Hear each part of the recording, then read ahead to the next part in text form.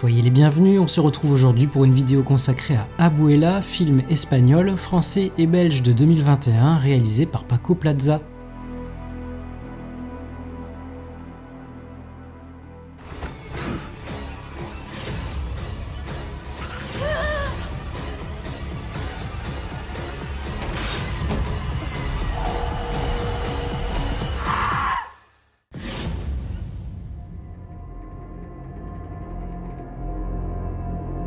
Susana, une jeune mannequin espagnole, est sur le point de percer dans le milieu de la mode parisien.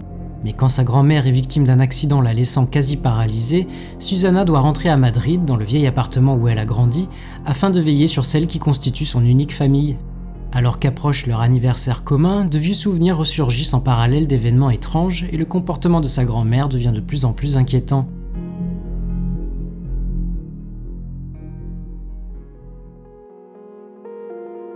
Particulièrement heureux de bifurquer aujourd'hui du côté du cinéma horrifique espagnol, à l'occasion de la sortie en salle depuis le 6 avril du nouveau long métrage d'un des plus illustres représentants du genre, à savoir le réalisateur Paco Plaza. Sortant son premier long métrage, Les Enfants d'Abraham en 2002, Paco Plaza se fait surtout connaître au moment de la sortie de REC en 2007, co-réalisé aux côtés du non moins illustre Romé Balagueró. Succès public et critique, le film d'infecté en caméra embarquée marque le début d'une franchise comptant 4 longs métrages, il a même droit à son mauvais remake américain. Toujours co-réalisateur avec Balagueró sur REC 2 en 2008, il revient néanmoins seul aux commandes en 2012 pour le troisième film de la saga, REC Genesis. On lui doit également Veronica en 2017, Plaza vient d'ailleurs de débuter il y a quelques jours à peine le tournage du préquel intitulé Hermana Muerte pour le compte de Netflix. Pour les plus chanceux, on peut déjà avoir un petit avant-goût du film grâce au comic book accompagnant la magnifique édition spéciale de Veronica. Tu te sentiras à ton aise ici. On s'occupera bien de toi.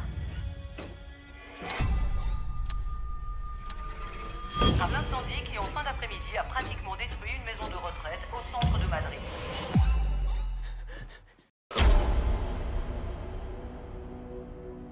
Difficile de parler en profondeur d'Abuela sans trop en dire sur l'intrigue, même si le film en dévoile clairement les grandes lignes dès les premières minutes. Le spectateur semble ainsi prévenu d'entrée de jeu, les choses vont mal se passer et ce n'est pas tant le sort réservé aux personnages qui importe que leur parcours. Et c'est bien là la grande force du long métrage, rendre compte du caractère inéluctable des événements.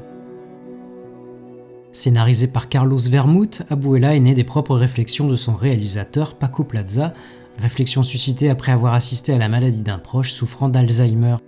Il y a évidemment quelque chose de particulièrement terrible que d'être témoin de la dégradation mentale et physique d'une personne qu'on a connue autrefois active et brillante. Le surnaturel ne s'est pas encore mêlé à la fête que le spectateur et le personnage de Susana, la petite fille, sont déjà plongés dans une terreur bien tangible et qui est le sujet même du film, à savoir la peur du temps qui passe, la peur de vieillir. Le film nous rappelle que face à nos aînés, c'est bien notre propre reflet que nous contemplons.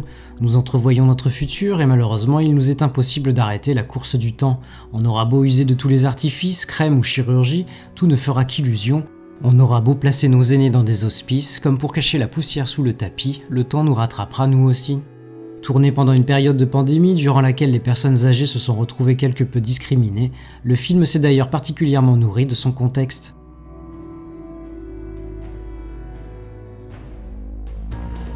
Frappée par l'état de santé subitement dégradé de la grand-mère qu'elle affectionne tant, Susana se voit contrainte de s'éloigner du milieu du mannequinat dans lequel elle galère depuis quelques années déjà et qui venait justement de lui proposer une opportunité unique pour se rapprocher du seul membre de sa famille qui lui reste, le temps de trouver une aide à domicile. Faisant pourtant preuve de bonne volonté, elle se retrouve vite confrontée aux immenses difficultés qu'il y a à s'occuper seule d'une personne dépendante et avec qui il n'y a quasiment plus aucune interaction possible, et à la culpabilité et à la forme de trahison qu'il y a à vouloir confier à d'autres le soin de s'occuper de ceux qui veillaient sur nous quand nous étions enfants. Se sentant menacée professionnellement par des rivales plus jeunes, alors qu'elle n'a pourtant que 25 ans, et gagnée par la peur de vieillir que lui inspire l'image de sa grand-mère, Susana se retrouve comme prise dans un étau. Un étau qui ne fera que se resserrer. Quand les premiers éléments horrifiques font leur apparition, Susana est déjà un personnage complètement isolé et profondément désespéré. Affaiblie et abattue psychologiquement, elle devient alors une proie facile.